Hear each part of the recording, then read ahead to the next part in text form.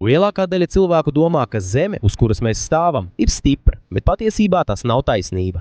Jo ir vietas pasaulē, kur zeme pamazām sabrūk un plaisā pašas dabas spēka dēļ. Ir arī kalni, kur uz zeme jau ir sadalījusies. Ir arī tūkstneši, kas pēkšņi atverās un aprī veselas kopiņas.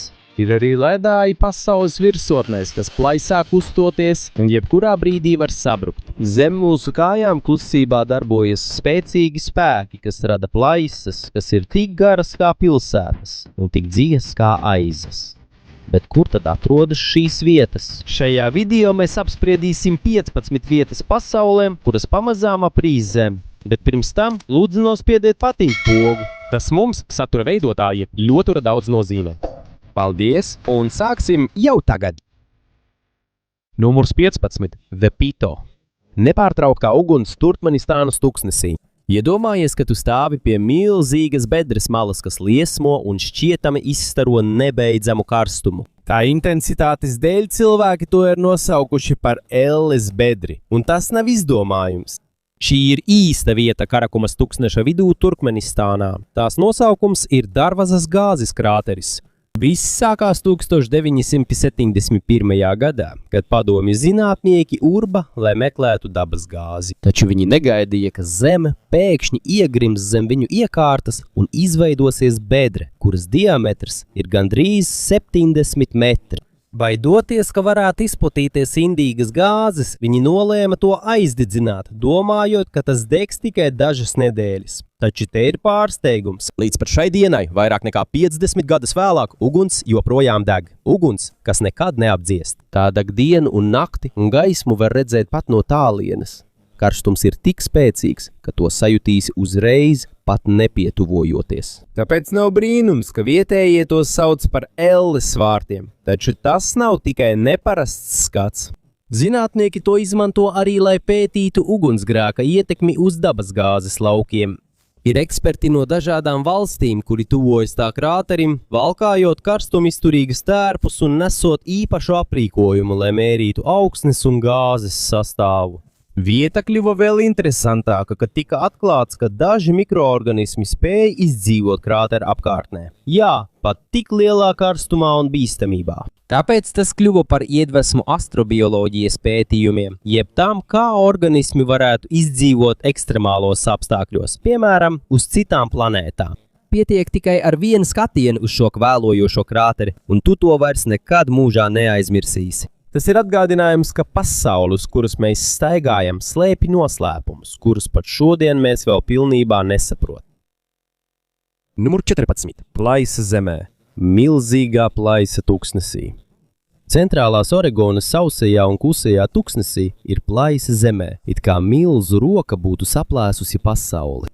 To sauc par plaisa zemē, un jau pēc nosaukuma var saprast, ka tā nav parasta plaisa. Tā ir gandrīz 2 jūdzes gara un sasniedz līdz pat 70 pēdu dziļumu. Šī plaisa radās vairāk nekā pirms 12,000 gadu. To radīja agrākā vulkāniskā aktivitāte šajā apgabalā. Noteikts spriegums zem zemes palielināja spiedienu, līdz virsma uzsprāga un radās plaisa. Bet te ir kas interesants. Atšķirībā no citām rifiem vai kanjoniem, kas pakāpeniski izzūd lietus, vēja vai erozijas dēļ, šīs plaisas malas ir saglabājušās neskartas un asas. Sausā klimata dēļ šajā apgabalā plaisas dabiskā forma ir it kā saglabājusies.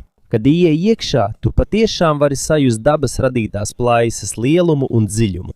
Gājēji celiņi ir šauri, tāpēc jāiet uzmanīgi, taču pieredze ir ļoti unikāla. Sajūta it kā tu nokāptu pašā zemes dzīlēs.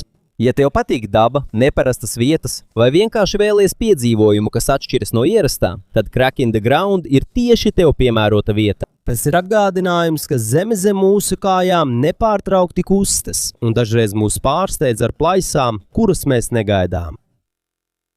Numurs 13. Raudfeldsge plaisa. Valstī, ko dēvē par uguns un ledus zemi Islandē, ir šķēlums kalnā, kas izskatās kā ieeja citā pasaulē. Vietējie to sauc par Raudfeldsge, jeb sarkanā apmekņa plaisa. Tā atrodas Snæfellsnes pussalas nogāzē, un katrs solis tuvojoties šai vietai ir kā ieiešana vikingu leģendā. Šī nav tikai plaisa zemē, tā ir kā pasaules brūce, kas pāršķēlusi pašu kalna malu. Tā radās tektonisko kustību un seno vulkānu izvirdumu rezultātā, kas tūkstošiem gadu laikā pamazām veidoja Islandi. Taču šī vieta ir vairāk nekā tikai ģeoloģija, to apvij leģenda. Saskaņā ar stāstu, kāds vadonis pēc konflikta esot iemetis Raudfelderu, vietējā eposa varoni, tieši šajā plaisā. Tāpēc katra apmeklētāja ieiešana šeit ir gluži kā ieskats vēsturiskā ainā no vikingu laikiem. Plaisas iekšpusē ceļš ir šaurs un gandrīz nemaz neiekļūst saules gaisma. Ūdens pilnos spraugām augšā, kamēr sienas klāja bieza sūna. Tā ir kā dabas katedrāle, klusa, noslēpumaina un svēta sajūta. Jo dziļāk ieej, jo grūtāk kļūst iet, ir akmeņi, pa kuriem jāuzkāpj. Ir mazas strautiņas, kas jāpārvar, taču pūles ir tā vērtas. No dažiem leņķiem plaisas iekšpusē var redzēt, kā akmens ierāmē skatu uz āru, kalni, mākoņi un zālāji. Ziemā plaisu rotā ledus un sniegs. Tas izskatās kā aina no pasakas. Savukārt vasarā kūstošais ledus plūst un veido mazus ūdenskritumus. Katrā gada laikā izskats ir atšķirīgs. Tāpēc katru reizi atgriežoties tu atklāji jaunu stāstu. Numurs 12. Kamoa Fisher. Dzīve un dabas iznīcināšana Havaju salās. Zaļajā Havaju lielās salas mežā ir vieta, kur tu vari vienlaikus redzēt pasaules dzīvību un nāvi. Šī ir Kamoa, vieta, kur zeme burtiski apvērās, aizdegās un radīja jaunu pasaules veidolu. 2011. gadā pēkšņi uzsprāga zeme gar Kilauea vulkāna austrumu rifta zonu. Lava tika izmesta, zeme atvērās dažādās vietās un kādreizējais meža ceļš pārvērtās par sarkanu ugunstuksnesi. Šeit plaisas ir garas, sasniedzot vairākus kilometrus, un katra no tām ir pierādījums pasaules nepārtrauktajām pārmaiņām. Kilauea, viens no aktīvākajiem vulkāniem pasaulē, gandrīz katru gadu izdala lavu, un Kamoa ir viens no spilgtākajiem pierādījumiem tam. Stāvot šo plaisu malā, iedomājies, ka atrodies uz visjaunākās zemes daļas visā planētā. Katrs zemes cola zem tavām kājām ir gandrīz tikko radīta. Tā ir tikai daži gadi. Tas arī atgādina, ka, lai gan daba ir skaista un mierīga, tai ir arī spēks iznīcināt un radīt no jauna. Un Kamoa tu vari redzēt abas dabas puses – sprādziena kliedzienu un jaunā sākuma klusumu. 11. Tator Hills Fissures, Kanādas Badlendes slepenās plaisas. Plašajās Albertas Kanādas līdzenēs ir vieta, ko daba šķietami ir izšuvusi ar plaisām. Tā ir Tator Hillsas. Tā nav tik slavena kā vulkāni vai kanjoni, taču plaisas, ko šeit var redzēt, ir pietiekamas, lai pārsteigtu tevi ar dabas spēku. To nav radījusi lava vai zemestrīces, bet gan ūdens, vējš un laiks. Miljoniem gadu laikā lietus un vējš pakāpeniski ir veidojuši šīs vietas mālaino augsni. Kad zeme izžūst, tā saraujas. Kad tā atkal kļūst mitra, tā paplašinās. Tas atkārtojas atkal un atkal, līdz zeme plaisā. Tādējādi veidojas plaisas, kas dažkārt ir tik platas, ka var aprīt veselu koku. Kad pienāk ziema, tās aizverās. Kad ir karsts, tās atkal atverās. Tām nav noteiktas formas, tāpēc staigāt pa Tatoru kalniem ir kā staigāt pa dzīvu mīklu. Kā daļa no Kanādas Badlands, šeit var redzēt arī hūdu kliņšu veidojumus un nogulumiežu slāņus. Šeit bieži var atrast arī fosīlijas, seno dzīvnieku atliekas no jūras un upēm, kas kādreiz klāja šo apvidu. Tiem, kam patīk ģeoloģija vai fosīliju meklēšana, šī vieta ir kā bērnam dabas muzejā. Savukārt apmeklētājiem Tatoru kalni ir savdabīgs piedzīvojums. Kluss, bet pilns noslēpumu. Katra plaisa šeit ir kā pasaules brūce, un katrs solis šķiet kā ceļojums planētas pagātnē. 10. vieta. Austrumāfrikas rifta sistēma šķeļ Āfrikas kontinentu. Plašajos Austrumāfrikas līdzenumos notiek milzīgas pārmaiņas, kas pakāpeniski attīstās. Un tas notiek, kamēr mēs vienkārši skatāmies. Tā nav tikai plaisa zemē, tas ir burtiski vesela kontinenta sadalījums. Šī ir Austrumāfrikas rifta sistēma. Ļoti gara plaisa zemē, kas sākas Jordānas ielejā tojos austrumos un stiepjas līdz Mozambikai, Āfrikas galā. Tā garums pārsniedz 3000 jūdžu, un tas ir viena no aktīvākajām rifta sistēmām pasaulē. Šis rifs izveidojies, jo attālinās divas Āfrikas tektoniskās plātnes daļas – Somālijas plātne un Nubijas plātne. Šī procesa ilguma dēļ Zeme pamazām atveras, it kā pasaule lēnām atvērtu jaunu vēstures lapusi. Pēc zinātnieku domām, aptuveni pēc 10 miljoniem gadu Āfrika iespējams patiešām sadalīsies, un starp tiem izveidosies jauns okeāns. Taču tas neietekmē tikai ģeogrāfiju. Austrumāfrikas rifta sistēmā veidojas arī vulkāni, plūst lava un rodas ainavas, piemēram, Etiopijas augstieni. Šeit ir atrasti arī daži no nozīmīgākajiem seno cilvēku fosīlijām, tāpēc šo vietu sauc arī par cilvēces šūpuli. Ejot pa šo zemi, ir sajūta, ka atgriezies pie cilvēces pirmsākumiem. Šeit daba burtiski ir iecirtusi vēsturi, un pārmaiņas turpinās vēl šodien.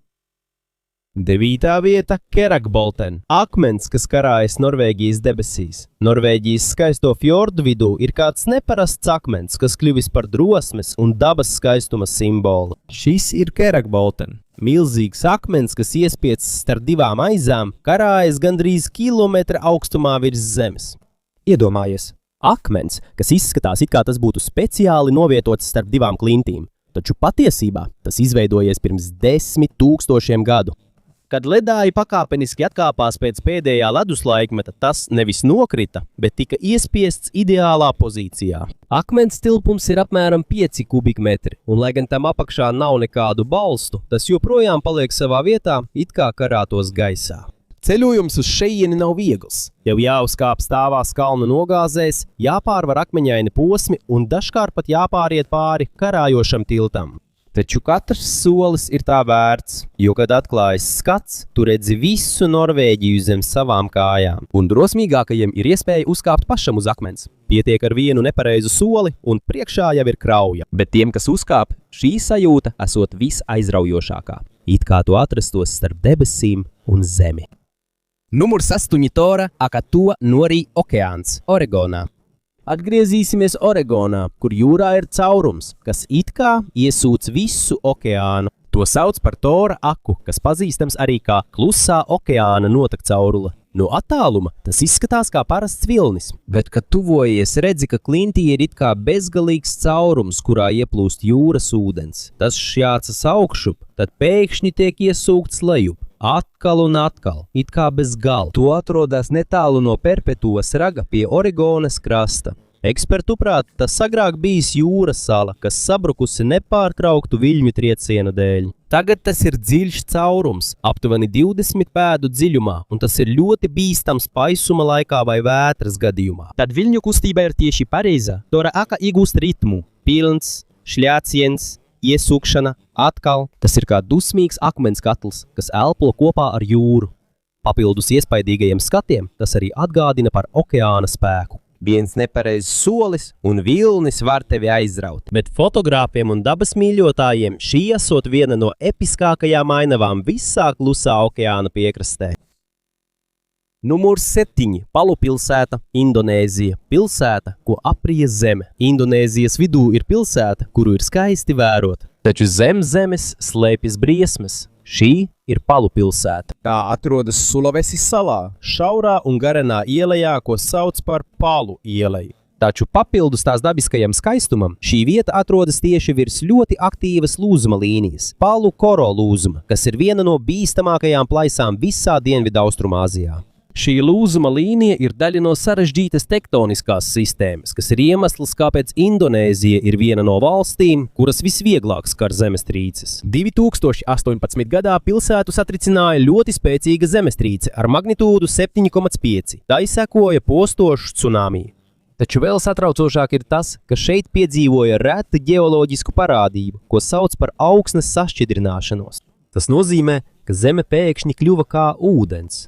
Būvju, māju un transporta līdzekļi burtiski iegrima zemē. It kā zeme būtu aprijusi visu kopienu dažu minūšu laikā. Ceļi pazuda, vietu izskats mainījās un tūkstošiem cilvēku tika ietekmēti. Bet kā tas notiek? Jo Sulavesis sala tiek it kā vilkta un locīta ar mazām tektoniskajām plāksnēm, kas šeit satiekas.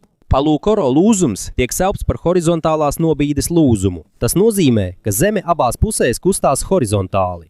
Kad spriedze ilgstoši uzkrājas un pēkšņi atbrīvojas, notiek spēcīga zemestrīce. Tagad, kad tu skaties apkārt Palu pilsētā, uz kalniem, ielajām un plaisām, šķiet, ka redzi vēsturi, ko pati zeme turpina rakstīt. Atgādinājums, ka dažās pasaules daļās pati zeme nekad nav klusa. Numurs 6 Motagvas lūzums, Gvatemāla, plaisa, kas sadala Centrālameriku.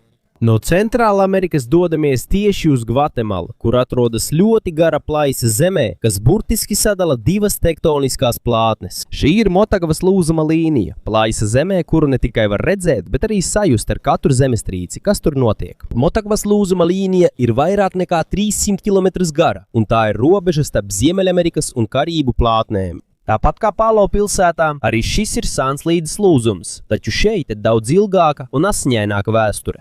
1976. gadā šo apgabalu skāra spēcīga zemestrīce, kas prasīja tūkstošiem dzīvību un atstāja simtiem tūkstošu cilvēku bez pajumtes. Šī traģēdija mainīja visas valsts skatījumu uz gatavību zemestrīcēm. Taču šī lūzuma līnija nenes tikai briesmas. Miljoniem gadu gaitā Motagvas lūzums pakāpeniski ir mainījis Gvatemalas izskatu.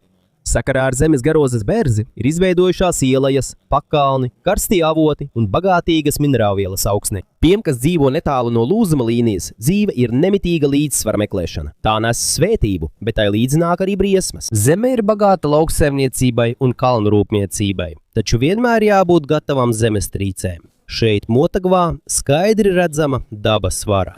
Tāpat kā katra zemes kustība ietekmē cilvēku dzīvi. Vietā, kur pasaules plaisa ir ikdienas dzīves sastāvdaļa.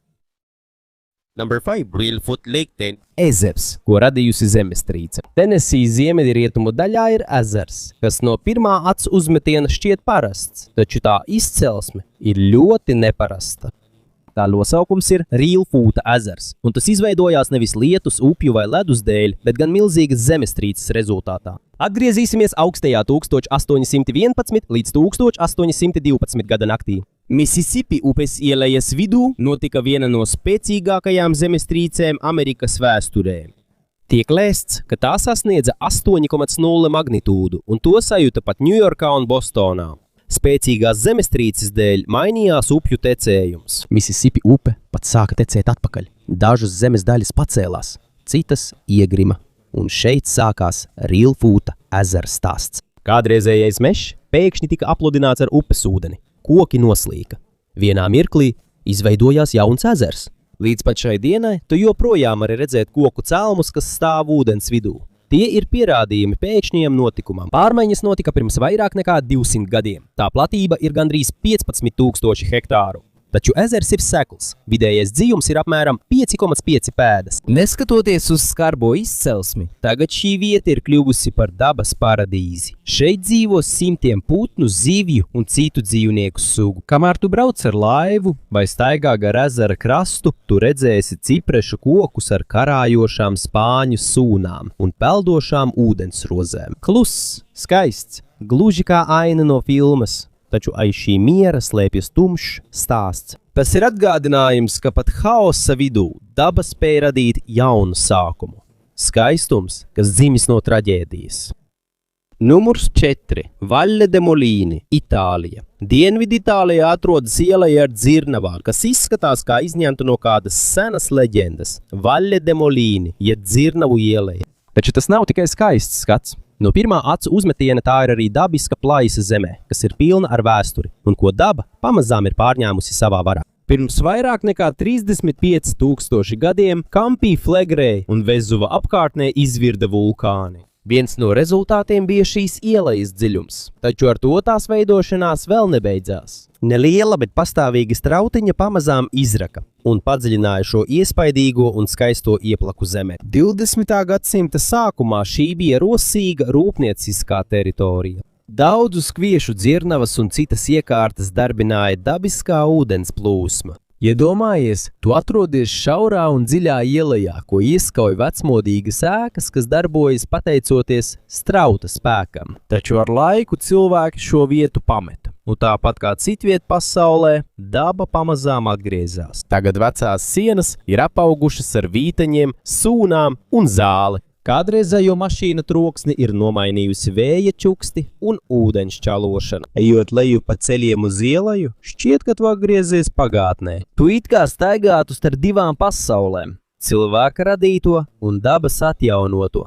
Tas ir atgādinājums par to, cik labi daba spēja atjaunoties, un kā pat visspēcīgākos cilvēka radītos darbus, laiks un daba galu galā pārspēja. Numurs 3. Rio Grande Rifta ASV plaisa, kas šķērso civilizāciju. Tev vairs nav jābrauc uz nomaļiem kalniem, lai redzētu pasaules kustību.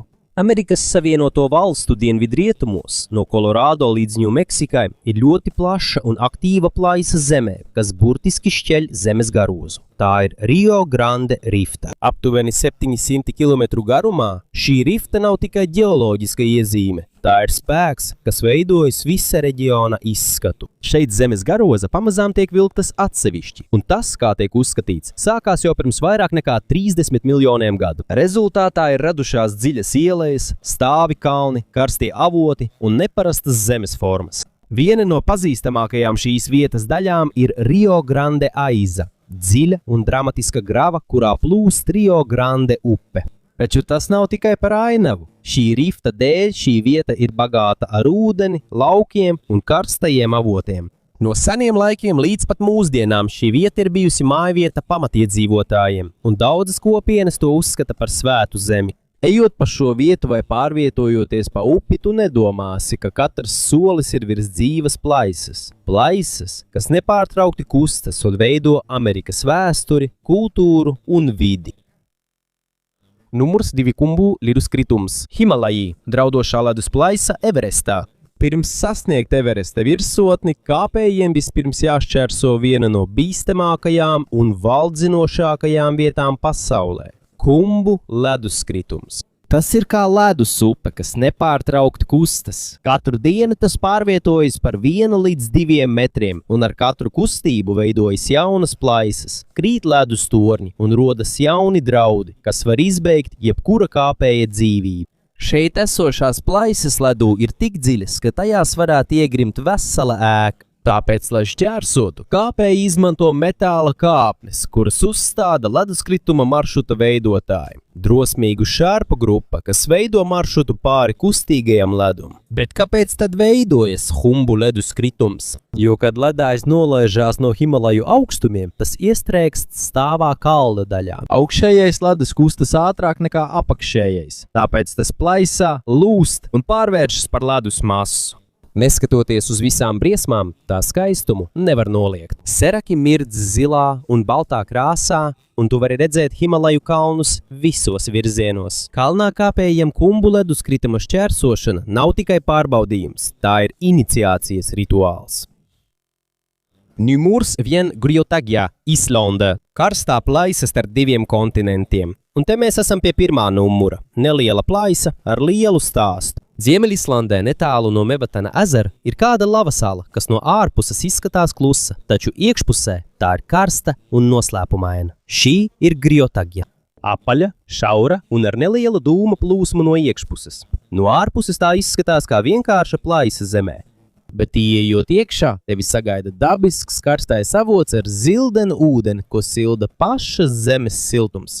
Agrāk šī bija vietējo iedzīvotāju peldvieta, un pēc vēstures datiem 18. gadsimtā šeit dzīvoja likumpārkāpējs vārdā Hons Markosons, kurš katru dienu mazgājās alas karstajā ūdenī. Bet vairāk nekā tikai karstā peldvieta, Griotagia ir burtiski plaisa starp 2 kontinentiem – Eirāzijas plati un Ziemeļamerikas plati. Jā, kamēr tu atpūties ūdenī, tu sēdi tieši uz robežas starp 2 pasaules daļām, kas šķiras viena no otras. Tā kā tā ir daļa no Vidusatlantijas grādas, tā pamazām šķeļ Islandi.